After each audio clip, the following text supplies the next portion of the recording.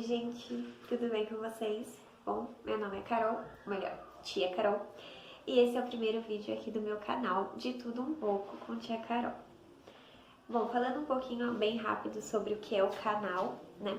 Esse canal tá surgindo aí por uma ideia muito antiga minha, e esse nome é porque eu vou falar, pretendo tratar de bastante coisa, falar de bastante assunto diferente. E Tia Carol, porque eu sou professora, trabalho com criança e adolescente há algum tempo e os meus amigos me apelidaram assim e acabou ficando. Muita gente me chama de Tia Carol, então é uma forma carinhosa aí de me chamar e por essa razão eu coloquei esse nome no canal, tá bom? Bom, hoje, nosso primeiro vídeo, eu vou falar um pouco sobre como foi o meu parto. Eu tive uma filha faz 4 meses e eu tive uma cesárea de emergência, tá? Foi assim uma situação bem complicada e nós tivemos alguns problemas. E aí muita gente me pergunta como foi, muita gente tem curiosidade, também até porque eu acabei ficando grávida de surpresa, né? Não foi planejado, então bastante gente tem curiosidade. Então, por essa razão, hoje a gente vai falar um pouco sobre como foi o nascimento da Clarice.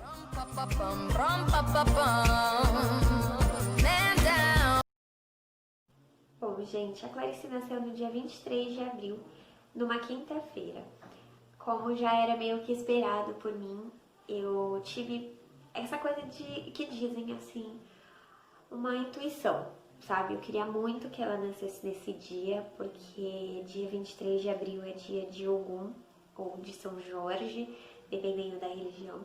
E era muito especial para mim, essa data, né? Pela minha fé. Então, assim, eu queria muito que ela nascesse nesse dia, porém a gente não tinha muita previsão de que ia ser essa a data que ela ia nascer, na verdade. Porque no dia antes, no dia 22, eu fui no meu pré-natal. A médica falou que eu tinha 0 dedos de dilatação, ainda não tinha nada. Eu já tava de 39 semanas e meia, né? Ou seja, eu já tava já perto da data de nascimento. A previsão de nascimento da Clarice era no dia 29, na segunda-feira. Então, assim, eu não tinha nenhuma expectativa de que a Clarice ia nascer naquela data. Porém, ao mesmo tempo que eu não tinha essa certeza, eu tinha muita vontade, né? Então, quando foi de manhã, no dia 23, eu acordei pra fazer xixi, porque grávida vai no banheiro pelo menos 3 vezes por noite. Então, era umas 7 da manhã, eu fui no banheiro e eu percebi que o meu tampão mucoso tinha saído, tá? Tampão mucoso é uma, entre aspas, uma gosminha que sai e ela pode indicar que você vai entrar em trabalho de parto ou não. Na verdade, quando o tampão mucoso sai, pode acontecer de você entrar em trabalho de parto dali algumas horas ou semanas. Então, assim, eu só fiquei bem prestando atenção, fiquei um pouco ansiosa, mas confesso que eu não queria criar expectativa, porque eu queria muito que ela nascesse naquele dia, então eu tinha um pouco de medo de me frustrar. E aí eu voltei a dormir, tá? Eu acordei por volta das 10 horas sentindo cólica. Sim, gente, eu tava sentindo cólica, tá? E eu senti cólica a maior parte da minha gravidez, principalmente no terceiro trimestre. E a médica sempre falou que era normal sentir cólica, porque o útero ele vai expandindo, tem toda aquela questão da movimentação interna. Então você sente cólica. E assim, muita gente falou pra mim que quando eu entrasse no trabalho de parto, quando eu sentisse a contração, eu ia saber. Gente, de verdade, não é verdade.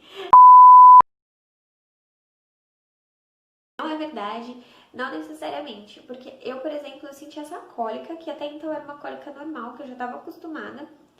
A única coisa que eu senti de diferente um pouco é que ela tava meio que com um pouco de ritmo, mas assim, ainda era muito incerto.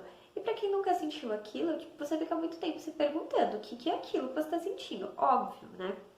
Não é igual filme, tá? Sentir uma contração, ai meu Deus, ai, corre, a bolsa estourou. Eu não senti nada disso, tá? Eu não senti essa dor insuportável na hora que eu comecei a ter. Primeiro foram essas cólicas.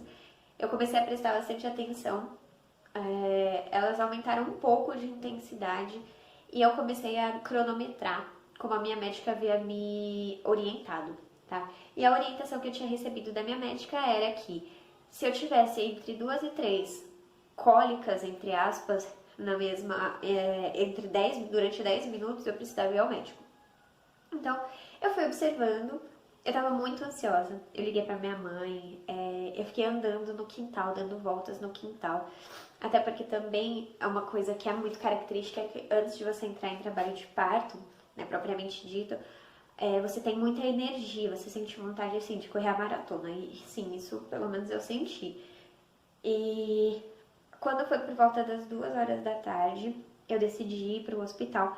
Porque, primeiro, eu ia fazer o meu parto lá no HU, que fica na cidade universitária, é o hospital da USP, e é um pouco longe aqui da minha casa.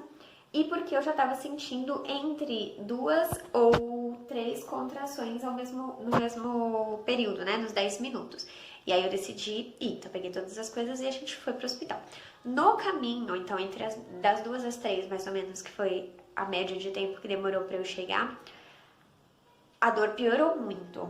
Não vou dizer pra vocês que ficou insuportável, que foi aquela coisa, que eu achei que ia morrer. Não, assim, eu conseguia ficar de boa. Eu tava muito nervosa, eu tava muito ansiosa. Eu ficava me perguntando se eu realmente estava tendo contração ou se aquilo era da minha cabeça. Isso é muito engraçado, porque pelo menos eu, por ser insegura, assim, até o último momento não caiu minha ficha que eu tava entrando em trabalho de parto. E aí, quando eu cheguei no hospital, realmente a dor já estava mais intensa. Eu entrei de cadeira de rodas. E aí foi quando tudo ficou realmente complicado, ficou um pouco ruim mesmo, porque por a gente estar na pandemia, por estar essa situação de isolamento social, eu não pude ter acompanhante, o Walter, né, ele não pôde ficar comigo, então eu entrei e passei por todo o procedimento, todo o pré-parto, sozinha. E isso foi muito difícil, porque já é complicado o parto em si, toda a situação de trabalho de parto. Você tá sozinha ainda, sem uma pessoa da sua confiança. No meu caso, por exemplo, a gente entrou em isolamento social, eu tava entrando no 8º mês de gestação. Então eu passei 8 meses planejando como seria o meu parto, com o meu companheiro ali, como seria toda a situação. Não aconteceu, né? Nada saiu como a gente planejava. Enfim, fiquei lá sozinha, foi bem complicado.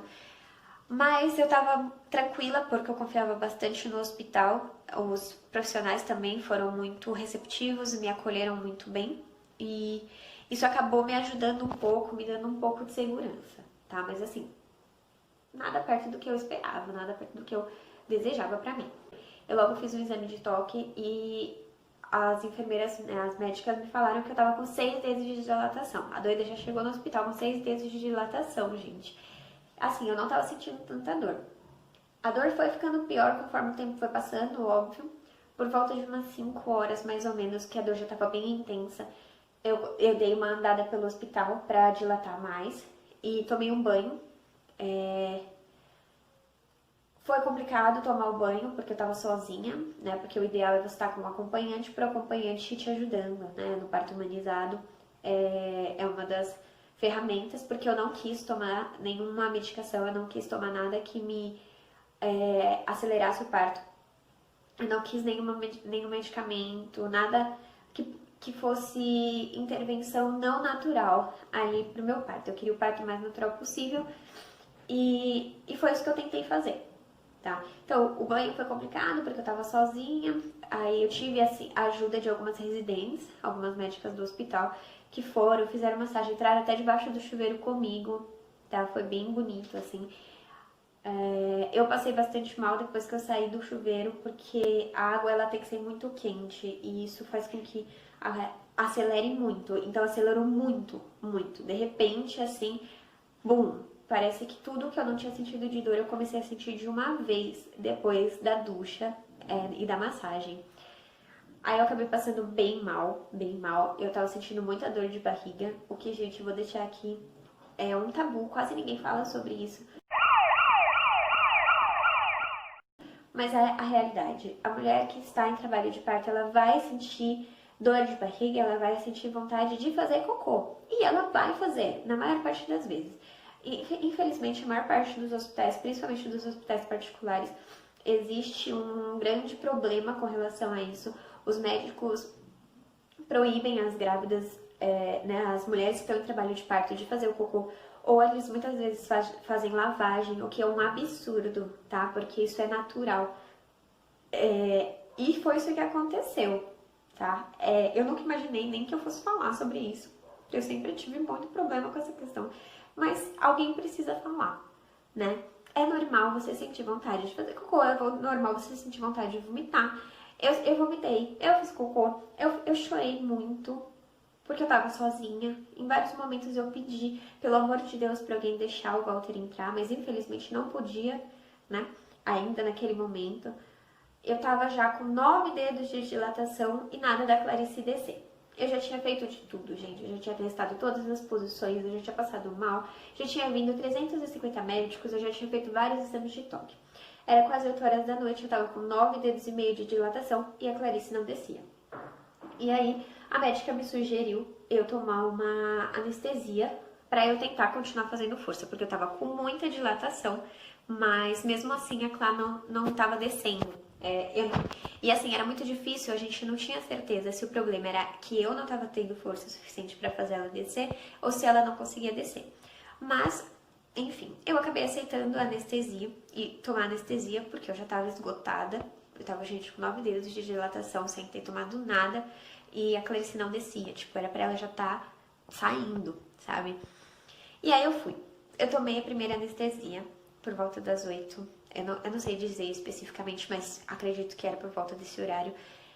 E eles me mandaram começar a fazer força. Gente, é a coisa mais louca do mundo. Primeiro, foi horrível tomar anestesia, porque eu tomei anestesia sentindo contração. E pra quem não sabe, é a peridural, é a anestesia que você toma nas costas pra amortecer, né? Como essa era a anestesia de parto normal, então amorteceu só do meu quadril pra baixo. Eu ainda sentia toda a minha barriga. E eu comecei a fazer força, só que eu não sentia que eu tava fazendo força, porque eu já não sentia mais nada. E foi, assim, eu acho que os momentos mais doidos da minha vida, porque eu me esforcei muito, muito, muito, muito. Chegou um ponto que assim, o meu corpo não tava mais dando conta, mas a minha cabeça queria muito fazer aquela força, porque eu sabia que a Clá precisava sair.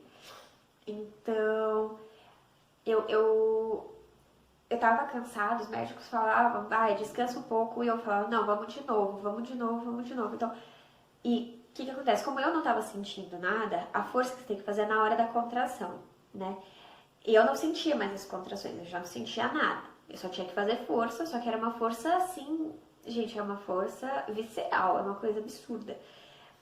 E eles tinham que ficar ou no exame de toque ou observando pelo aparelho quando estava vindo a contração, me avisar para que eu empurrasse com o máximo de força que eu conseguisse. E assim, não é só empurrar, você tem que empurrar e meio que tipo manter. É como se você estivesse empurrando e segurando aquilo por um tempo. Só que chega um momento que você perde o ar, você já tá cansado, um monte de coisa. Eu sei que nessas tentativas insanas, acabou que um dos residentes me propôs a gente fazer um cabo de guerra. Gente, isso é muito louco de contar, assim, porque isso prova o quanto o parto humanizado ele é importante, o quanto o parto humanizado ele te traz o protagonismo de verdade do que está acontecendo. Então, o médico, ele amarrou 2 lençóis, ele começou a segurar numa ponta, ele numa ponta, uma outra médica na outra ponta e eu no meio, segurando aquilo, deitada na maca, com as pernas pro alto, segurando aquilo, e eles puxavam de um lado e a intenção era que eu puxasse o máximo pra mim aquele lençol, pra que houvesse uma força para que a Clarice saísse. Gente, a gente fez isso por muito tempo, a ponto de eu ver eles pedindo pra mim pra gente fazer uma pausa, porque eles estavam suados, gente. Eita, eu tô pondo a mão aqui na câmera, né, gente, mas aqui é muita emoção. Eles estavam cansados, eu tava cansada, a gente não aguentava mais, aí a gente parou um pouco. Nisso eu já tava, assim... Eu tava com misto de muitas sensações, aí a enfermeira não, a residente, ela perguntou se eu queria sentir a Clarice. Ela perguntou se eu queria pôr a mão. E foi assim... É difícil até de falar, assim, é difícil de contar, porque... Aquilo me deu muita força, né? Porque eu já tava desesperada, minha filha não saía, eu comecei a me culpar, achando que era eu que não tinha força suficiente pra ela sair. Então, ela perguntou se eu queria pôr a mão, e eu disse que sim. Ela pegou a minha mão e pôs a minha mão na minha vagina, E eu senti a cabeça da Clarice ali, eu senti a cabeça, eu senti o cabelo dela. Eu entendi que aquilo era real, que a minha filha estava ali a muito pouco tempo, muito pouco espaço de distância de mim. E a gente tentou mais algumas vezes, eu tentei várias posições diferentes. E aí eles chamaram a cirurgiã-chefe, né? Ela veio, me examinou e no momento em que ela foi me examinar, ela percebeu que junto com o líquido amniótico que estava saindo, também estava saindo um pouco de mecônio, que é uma espécie de cocôzinho que o bebê faz. E aí ela me explicou que aquilo significava que a Clarice estava entrando em sofrimento fetal e que ela correria risco de vida. No mesmo momento, a gente optou então por fazer a cesárea. Eu precisei tomar outra anestesia, então aí eu tomei a RAC. E foi tudo muito rápido, né? Logo, o único momento que o Walter pôde entrar, pôde me fazer companhia, foi essa hora. Ele entrou e eu já tava deitada com a tábua na minha frente. E em muito pouco tempo eles já tinham começado a cirurgia. E foi muito difícil, porque como a Clarice estava encaixada para sair pelo parto vaginal, o parto da cesárea acabou saindo mais difícil, porque ela estava encaixada em um lugar e ela ia ter que sair pelo outro, então na hora deles puxarem ela para cima foi bem problemático. Eles acabaram até deixando os meus órgãos assim mais, como eu posso dizer, sensíveis, né? Eu tive uma repressão bem difícil por causa disso. Eles tiveram que tirar tudo do lugar. E no momento dela sair, ela acabou fazendo muita força e ela acabou aspirando um pouco dessa substância. Então, a minha filha nasceu às 11 horas e 8 minutos da noite, sem chorar e sem respirar. E foi muito difícil, porque eu não vi minha filha, eu não pude pegar minha filha no colo, né? Eu não tenho fotos com a minha filha no momento em que ela nasceu, mas ela foi muito bem assistida. Eles fizeram todo o procedimento, né, de aspirar, de limpar o pulmão dela. E tanto que existe um teste chamado teste de Apgar, que é o teste da respiração. E o primeiro, né, é de 0 a 10, o primeiro ela tirou 1. Aí depois dos procedimentos dos pediatras ela tirou 7 e no último ela tirou 9. Minha filha foi pra UTI, ela ficou na UTI e o Walter teve que ir embora do hospital porque a gente tá em quarentena, né, em pandemia. Então foi muito difícil, porque eu não vi minha filha, o Walter não viu a filha dele, ele foi embora, eu fiquei sozinha, sem bateria. Depois de 2 anestesias, eu sabia que minha filha estava viva, mas eu não sabia se ela ia ter sequelas ou não. Então isso também foi muito complicado. Aí no meu pós-parto também foi muito difícil, assim, o pós-cirúrgico foi muito difícil, porque como é um hospital público, eu fiquei numa sala com várias outras mães, todas elas com seus bebês. Muito estranho dizer isso, porque eu tava ali isolada, eu tava sozinha, isolada, porque eu era a única mãe que não tinha bebê. E elas estavam em outro lugar ali, mas eu ouvia tudo, eu ouvia os bebês, eu ouvia elas conversando. E assim, com 2 anestesias, quase 24 horas sem colocar água e alimento na boca, eu não dormi. Eu fiquei a noite inteira acordada. Eu só fui dormir depois que eu fui pro quarto.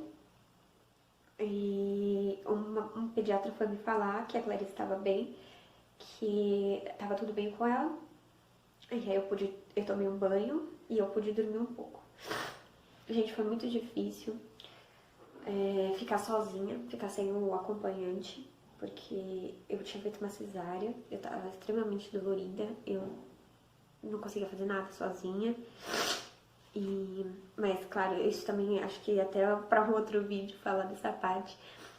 Mas realmente foi muito difícil. A importância que um acompanhante tem é muito grande, não só psicológica, mas física, porque eu não conseguia me mexer, eu não conseguia tomar banho, eu não conseguia usar o banheiro. E infelizmente eu tava, apesar de o HU ser um hospital maravilhoso, é um hospital público, então tem muitos problemas também. Então eu não tive muito... O apoio que eu tive no parto eu não tive no pós, infelizmente. Mas enfim, voltando. Eu tava com um acesso na bexiga. Demorei muitas horas para poder tirar esse acesso, porque eu tive uma complicação também, eu perdi muito sangue na hora do parto, então eu demorei para poder tirar o acesso. Eu só fui tirar o acesso por volta das 2 horas da tarde e foi a hora que eu pude descer para UTI para poder ver a Clã. Foi muito, assim, surreal, gente, assim, uma sensação muito doida. A criança que tava na UTI ao contrário, porque ela nasceu muito grande, né, que eu acabei esquecendo de falar. Aí, ó, chorei e já tô desse jeito. O que aconteceu com a gente foi, ela não pôde nascer de parto normal, porque a gente passou por uma condição rara de parto, que é uma incompatibilidade entre o tamanho do encéfalo dela, o tamanho do crânio dela e o tamanho da minha pelve, tá? Então, ela não passaria, eu poderia ficar lá 40 horas que ela não passaria, e não passaria por nenhum outro procedimento, tá? Então, por essa razão, ela era muito grande e acabou que eu precisei fazer esse procedimento. Tá? Então, ela ficou na UTI. Ela ficou na UTI somente até umas 4, 5 horas da tarde, assim, só tenho a agradecer, não sei, a tudo, porque ela não teve nenhuma complicação, ela saiu da UTI. Eu não pude ficar com ela no quarto, ela teve que ficar na semi-UTI ainda um tempo. Mas a gente pôde sair do hospital quase que juntas. Na verdade, eu tive alta de manhã, fui pra casa tomar banho. Quando eu tava voltando pro hospital, pronta já, depois de ter chorado horrores, depois de estar totalmente desolada por estar sem minha filha, quando eu tava voltando pro hospital, chegando, eu recebi a ligação de que ela tinha tido alta e que eu ia poder ir lá, eu tava indo lá só buscar ela. Aquilo também foi, assim, muito lindo, muito emocionante. Bom, a Clá não tem não ficou com nenhuma sequela. Ela demorou um pouquinho, né? Ela não saiu junto comigo porque ela teve icterícia. Um pouquinho de icterícia, na verdade, foi bem pouco, que é a pele dela ficou um pouquinho amarela, o que também é super normal na maior parte dos bebês. E fica para um outro vídeo falar como foi o meu pós-parto, como foi esses 3 dias no hospital longe dela, como foi amamentar pela primeira vez, ali na sala de semi-UTI, como foi não dormir com ela nenhum dia, como foi ficar longe, porque foi bem complicado, né? Mas isso aí vai ser assunto para um próximo vídeo. Então, se vocês gostaram, se vocês querem saber mais de como foi depois do parto, como foi pra mim também lidar com tudo isso, lidar com esse trauma depois que eu fui pra casa, cuidar dela sozinha com o Walter, porque por causa da quarentena a gente acabou ficando só nós dois. Então, se vocês querem saber um pouco mais sobre isso, se vocês gostaram, deixem seu like, curtam bastante, comentem dúvidas ou enfim, no que vocês quiserem. E compartilhem com as pessoas, porque eu acredito que é sempre importante a gente estar compartilhando experiência para poder ajudar outras mamães. Um beijo, até logo e tchau, tchau!